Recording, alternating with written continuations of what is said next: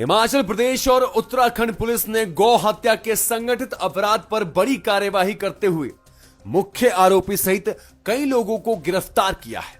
पांवटा साहिब में आयोजित संयुक्त प्रेस वार्ता में दोनों राज्यों के पुलिस अधीक्षकों ने इस मामले में महत्वपूर्ण जानकारी साझा की। उत्तराखंड पुलिस ने इस मामले में कई आरोपियों को हिरासत में लिया है, जबकि हिमाचल प्रदेश की सिरमौर पुलिस ने भी 2 आरोपियों को गिरफ्तार किया है। पुलिस जांच में खुलासा हुआ है कि इस अपराध के पीछे संगठित गिरोह काम कर रहा था, जिसे तोड़ने के लिए गहन जांच जारी है।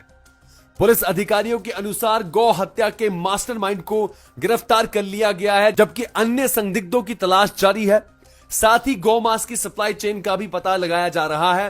पुलिस ने बताया कि इस अपराध में शामिल सभी लोगों के खिलाफ कठोर कानूनी कार्यवाही अमल में लाई जाएगी।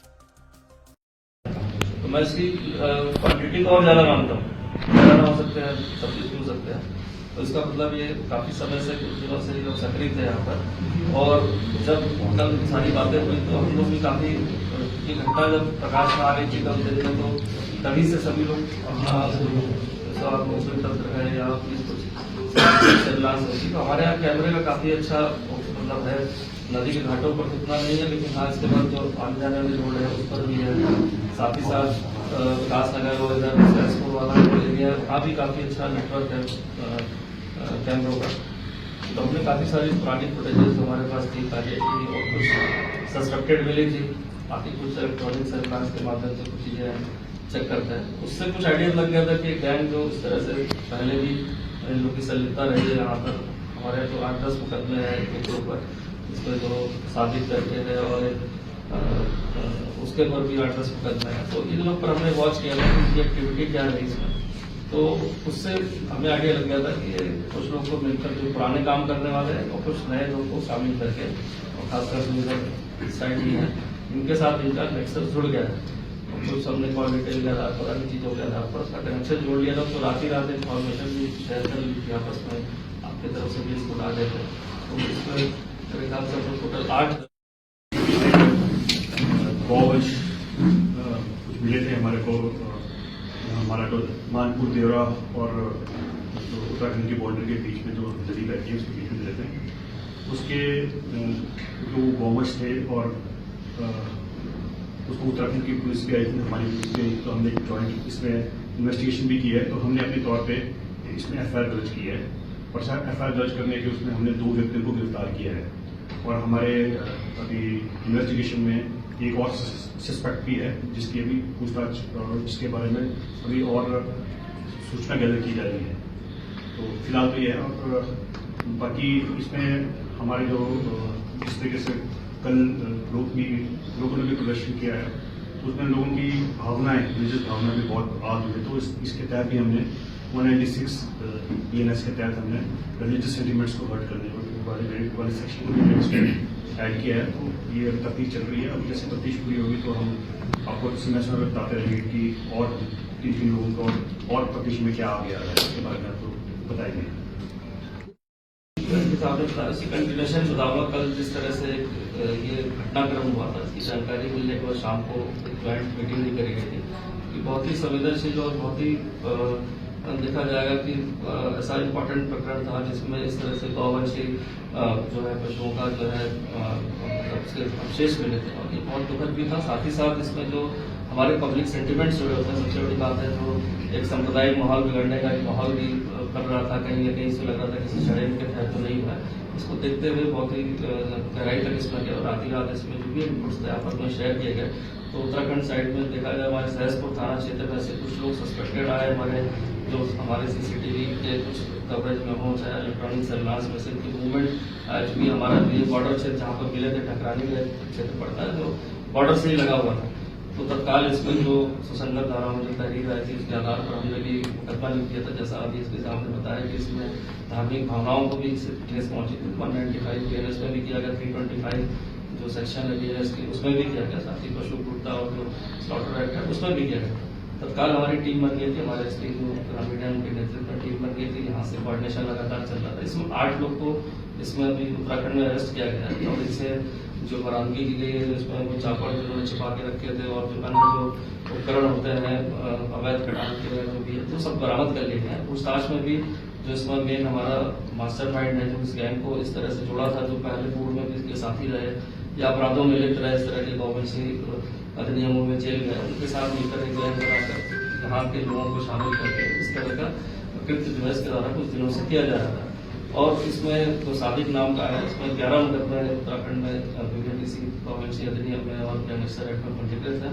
उसका जो दूसरा साथी जो नावेद है, नाशाद है, ये भी इसके साथ सक्रिय रूप से शामिल था और अन्य लोगों को इसने शामिल किया था, जिनके सभी के कहीं ना कहीं 4-6 मुकदमों का आपराधिक इतिहास है जो अधिनियमों में ही दर्ज है। तो इस तरह के घटनाक्रम में हमारे पास भी 2-3 और सस्पेक्ट आए हैं जो इनसे जुड़े हुए थे, जो अन्य जगहों पर भी इस तरह से सक्रिय रहे हैं और तो उनके बारे में भी इंफॉर्मेशन शेयर कर दी गई। उनको भी अब्यूज बना के उनकी गिरफ्तारी के लिए हमने टीम बना ली है और संयुक्त रूप से अगर आवश्यकता पड़ती है तो यहाँ से भी सहयोग लेकर उन पर कार्रवाई की जाएगी।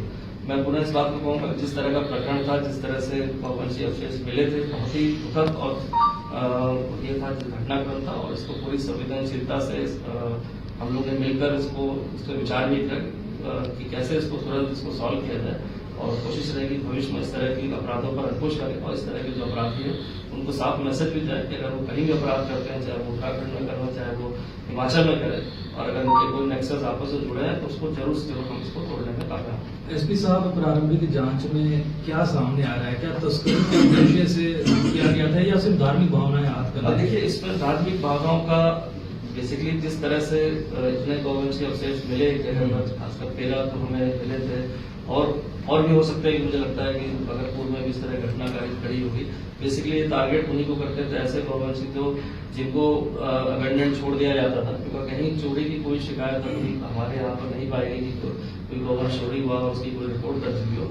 तो ये माना जाता है कि इस तरह के गवर्नमेंट जो अबेंडेंट लोग छोड़ देते हैं गाँव में चढ़ने के लिए, कहीं उस तरह से कोई जगह बंद कर देते हैं, तो कहीं ना कहीं इसका एक टारगेट जो है, इसी टारगेट को इस तरह के अपराधी जो है वो रात को कर लेते हैं। जैसा कि उन्होंने बताया कि शाम को ही अपना शाम अंधेरा होने पर इस तरह के टारगेट को कहीं खेतों में, जंगलों में कहीं बांध देते हैं और देर रात्रि या प्रातः जो है जब उनको ऐसा लगता है कि आगे इस तरह का उन्होंने कृत्य किया था, तो इसको सांप्रदायिक भावना भड़काने के लिए, लेकिन जिस तरह से एक जगह ये फेंके गए थे, पाए गए थे या एक एरिया में पाए गए थे, चाहे वो दोनों बॉर्डर के बीच में था, तो कहीं ना कहीं धार्मिक भावनाएं तो भड़की है इससे, क्योंकि आम आदमी की संवेदना जो है एक हमारे जो कहा जाएगा कि गौ से जुड़ी होती है, जो गाय माता से जुड़ी होती है, वो भी कहीं ना कहीं आहत होती है।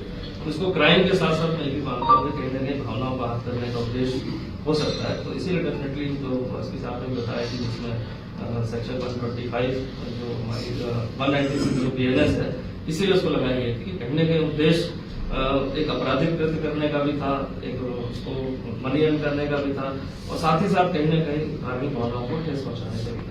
कल क्योंकि माहौल यहाँ पर भी खराब रहा, जो हमारा थाना क्षेत्र है वहाँ भी चूंकि मैंने बताया कि सभी की भावनाएं इससे जुड़ी रहती है, तो उस तरह का आक्रोश एक बहुत ही संयमित आक्रोश कह सकते हैं कि जहाँ पर अपनी भावनाओं को लोगों ने प्रकट किया, विभिन्न संगठनों ने प्रकट किया, आमजन ने भी प्रकट किया और सभी की अपेक्षा और रहती है कि जो इस तरह के अपराधी है वो पकड़े भी जाए, साथ ही साथ भविष्य में ऐसी घटनाएं भी ना हो। तो उनका आक्रोश कहेंगे या जो भी उनका जो गुस्सा था वो लाजमी था और इसीलिए हम लोग इसको बहुत ही और घटनाओं से ज्यादा सीरियसली लेते हुए इस पर शाम को भी बैठे और रात की बात होती है और आज का रिजल्ट है कि 24 घंटे या 36 घंटे के अंदर चीजों को हम सॉल्व करते हैं। मारपीट का जो आपस के ग्रुप होते हैं वो कंजम्पशन के रूप में मॉनेटरी बेनिफिट्स के लिए होता है। तो कोई भी अपराध अगर किया जाता है तो कहीं ना कहीं उसका आर्थिक समीकरण जरूर होता है, क्योंकि सिर्फ कोई इसलिए कोई अपराध नहीं करता कि उसको शौक है, वो कहीं ना कहीं उसका आर्थिक ही जुड़ी होती है। तो डेफिनेटली इसमें कुछ चेन है जो जहाँ पर ये सप्लाई भी करते थे, जहाँ पर एक सप्लाई चेन डेवलप भी हो रही थी। मैंने इसलिए बताया कि हमारे यहाँ भी 3 ऐसे सस्पेक्ट इसके नाम में है जो सप्लाई चेन में जुड़े थे, जो इस तरह के जो गवर्नमेंट जो है ले आकर उनको कहीं सप्लाई करते थे, वो नाम आ गए। क्योंकि अभी इन्वेस्टिगेशन है तो उनके बहुत ज्यादा नाम उजागर करना भी उचित नहीं होगा, लेकिन उनकी गिरफ्तारी उपरांत हम आगे तक की चेन को भी डेवलप कर रहे हैं। नहीं पड़ती अपनी अलग मार्गों से या टू डीलर से भी जा सकता है, तो ये मार्ग हमारे कनेक्टेड है। बहुत सारी मैंने शुरू में बताया कि बहुत सारी रिश्तेदारियां जो है एडजॉइनिंग स्टेट के मतलब जो डिस्ट्रिक्ट है वहां रहती है, तो इतना मूवमेंट ज्यादा फ्री रहता है कि सबको मॉनिटर करना थोड़ा सा मुश्किल होता है, लेकिन ये चेन हमने अब डेवलप कर ली है। जैसे हमने 8 लोग को भी इसमें ट्रैक किया है, इसमें 3 नाम और आए हैं जिससे जुड़े हुए हैं, बाकी 2 लोग यहाँ से भी आए। तो इस तरह से हम कोशिश कर रहे हैं कि और लोग भी अगर इस तरह के अवैध गतिविधियों में लिप्त है और इससे जुड़े हुए हैं, चाहे पूर्व में जुड़े हों चाहे इस घटना के दौरान जुड़े हों, तो शाम आ गए उनको वेरीफाई किया जाएगा। वेरीफाई करने के बाद डेफिनेटली अगर पाया जाता है तो उनकी दोनों स्टेट्स में पुलिस की कार्यप्रणाली को लेकर भी कई सवाल उठे हैं। तो आप मानते हैं कि कहीं ना कहीं पुलिस की भी कुछ चूक रही है ऐसे मामलों में? देखिए, कुछ घटनाएं होती हैं जिसको हम लगता है कि प्रिवेंट कर सकते हैं, कुछ घटनाएं ऐसी होती हैं जो घटना होने के बाद ही उसमें हमारा एक्शन हो पाता है। जैसे इतना बड़ा एरिया, ओपन एरिया है, चाहे हिमाचल के बॉर्डर एरिया को देखते हैं, खुला हुआ हमारे देहरादून का लगा हुआ उसका भी एरिया इतना ज्यादा बड़ा खुला एरिया है कि सभी जगह पेट्रोलिंग करना, नजर रखना थोड़ा सा मुश्किल होता है। बहुत ज्यादा हम भी डिपेंडेंट होते हैं कि हमारे जो लोकल विलेजर्स हैं या हमारे जो नौकरी तंत्र होते हैं या गांव में जो होते हैं वो हमें सूचना दें, कोई अवैध एक्टिविटी हो रही है, गतिविधि हो रही, सूचना दें, तो डेफिनेटली वहां उसको चेक भी करते हैं, वहां रेड वगैरह भी करते हैं, पेट्रोलिंग बढ़ा देते हैं। अब चूंकि ये बात आई है, इतनी बड़ी घटना घटित हुई है, तो दोनों राज्य मंडलों का एक निर्णय हुआ है कि इसको कंबाइंड रूप में भी कभी पेट्रोलिंग करी जाए। आकस्मिक रूप में ऐसे क्षेत्र जो सुनसान से हैं जहां पर ऐसी अवैध एक्टिविटी की शिकायतें मिलती हैं या होने की संभावना है, तो उसको आगे एक घटना हुई तो उसको पुनरावृत्ति ना हो, इसके लिए पूरा प्रयास किया जाए। इनको जो 8 के 8 अरेस्ट किए हैं इसको अभी लेकर अभी आज अभी शाम को सर, इनकी गिरफ्तारी के साथ कोई मास्क बरामदगी? इसमें थोड़ा इनसे जो बरामद हुआ है इसमें वो भी हुआ है, सारे उपकरण बरामद हुए और वो हमने फोरेंसिक में इसीलिए भेज रहे हैं। जो हमें अवशेष यहाँ पर मिले थे, गौवंशीय अवशेष मिले थे और जो मांस मिला है, तो सारी चीजों को हम साइंटिफिकली भी इसको परीक्षण के लिए मैचिंग के लिए भेजेंगे। ये अवशेष गिरफ्तार किया है, एक का नाम शहबाज है और दूसरा नाम इरशाद है, निवासी मानपुर, ठीक है। इरशाद, तो इन लोगों की पहचान होगी, इन लोगों को अरेस्ट करने गया है। तो इसके अलावा भी जो हमारे जो इन्वेस्टिगेशन की चेन एक और व्यक्ति है जो अभी स्टेप फंसा हुआ है, तो हम उसको ढूंढ रहे हैं और जल्दी हमारे गिरफ्त में आ जाएगा। क्योंकि हमारे पास बेसिकली जैसे हमने कहा कि ये बातें मायने नहीं रखती थी कि गौवंश कहाँ मिले, क्योंकि इसमें लोगों की भावनाएं थी सारी की सारी जुड़ी, अरे है या पर बात एक ही है। इन्वेस्टिगेशन हम जो भी इस तरफ जो बात होती है वो उस तरफ भी इफेक्ट होती है। तो अगर हमने पीसफुल सिचुएशन रखनी है अपने एरिया में, तो दोनों के हिसाब से चलना पड़ेगा, मिलकर चलना पड़ेगा। तो इसलिए जो हमारी इन्वेस्टिगेशन करी है उसमें हम जो हमारे जो सस्पेक्ट है हम उसके पीछे पड़ेगा, जैसे हमारा मिलता है तो वो भी आपके सामने बता दिया। सर, क्या वजह है जो इन्होंने मानपुर देवड़ा क्षेत्र चिन्हित किया है? बेसिकली वो मानपुर देवड़ा की जो जगह है ना वो बीच में है, बीच में है। वो ऐसा नहीं है कि किसी के एरिया में डालनी थी उन्होंने, जो भी गवर्नमेंट है किसी एरिया में फेंकने का नहीं था, वो था कि बीच में था कि जहाँ पे जो यहाँ वालों को पता लगे वहाँ पे वहाँ वालों को चाहिए यहाँ का है, इस तरीके से लगा कुछ ना, इस तरीके से सेंटर में। सवाल आप दोनों से, इंटर स्टेट लेवल पे ये तीसरी तरह का क्राइम एक नया देखने में आया है, इलीगल माइनिंग प्लस इससे पहले क्रिमिनल का ट्रांसमिशन होता रहता था, अभी तीसरी समस्या आई है।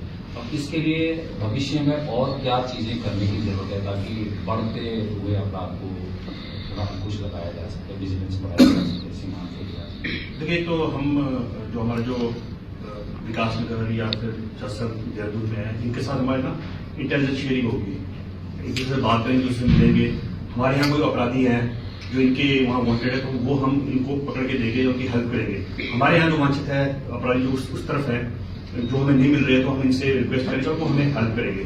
और साथ साथ आप एनडीपीएस के बारे में भी बात की, कुछ है कि लोग इनके यहाँ रहते होंगे, कुछ हमारे जो सस्पेक्ट है वो वहाँ रहते होंगे, तो उसमें भी एक दूसरे की जब हम हेल्प करेंगे तो ऑब्वियसली जो सबने कहा है कि पेट्रोलिंग भी हम बीच में रखेंगे, बाउंड्री की पेट्रोलिंग रखेंगे समय समय पर ऐसी जगह जहाँ पे लोग जाते नहीं है और वहाँ पे आपको ऐसी ऐसी चीजें मिल जाती है कि ज्यादातर लोगों का वास नहीं होता है। तो हम ये चीजें करेंगे तो डेफिनेटली जैसे हम एनडीपीएस को थोड़ा कंट्रोल करेंगे, थोड़ा इलीगल माइनिंग को कंट्रोल करेंगे और साथ साथ हम ये गौ हत्या को कंट्रोल करेंगे, पेट्रोलिंग करेंगे, तो पीस और ऑर्डर अवश्य मेंटेन होगा। 2 व्यक्तियों को अरेस्ट कर दिया और हमें पता चल गया हमारी तरफ से हमें क्या करना है और कौन जो हमारा अपराधी वांछित है वो भी सबके सामने कुछ दिनों में आ जाएगा। दूसरा है कि हम यहाँ पे, क्योंकि अभी फोर्स कुछ गई हुई थी क्योंकि त्रिलोकपुर माता का फेयर है, उसके अलावा भी हमने ना क्यूआरटी रखी हुई है यहाँ पे, जो पेट्रोलिंग करेगी रात रात, तो लोगों को कॉन्फिडेंस देगी कि आपको डरने की कोई जरूरत नहीं है, हम आप लोगों के साथ हैं। चाहे कोई भी कम्युनिटी हो, सबके साथ है, सब हमारे लिए बराबर है। तो कानून के हिसाब से चलेंगे, कानून को फॉलो करने के लिए बोलेंगे। हम लोगों को ये कहेंगे कि आप हमारे पे विश्वास रखिए। हमारे फोन नंबर्स ओपन हैं, जब भी रात को 12 बजे 2 बजे कभी भी फोन कर सकते हैं, तो हम तत्पर उनके लिए रेडी हैं। तो हम अपनी तौर से कि आप हमें जब अप्रोच कर सकें, जब आपको चप्पे चप्पे पुलिस नजर आएगी जो हमने रखी है, और एक दूसरे पर विश्वास करने की हम अपील करेंगे, तो मेरे ख्याल से शांति रहेगी। लाइव टाइम्स टीवी के लिए पोंटा साहिब से रॉबिन शर्मा की रिपोर्ट। त्योहार की इस सुहानी सीजन में गोयल मोटर्स नेटवर्क की सोलन और शिमला स्थित नेक्सा शोरूम में पाई इंडिया की सबसे पसंदीदा गाड़ियों पर खास ऑफर। इग्निस, बिलेनो, फ्रॉन्स, जिमनी और ग्रैंड विटारा जैसी शानदार गाड़ियों को खरीदने का साल का सबसे बेहतर वक्त। नेक्सा का खास ब्लैक एडिशन उपलब्ध है। सभी तरह की गाड़ियों से एक्सचेंज और अपग्रेड ऑफर भी। तो देर किस बात की, आज ही सोलन या शिमला में गोयल मोटर्स के नेक्सा शोरूम में पधारे और पाए कार खरीदारी का एक कभी ना भूलने वाला सुखद अनुभव।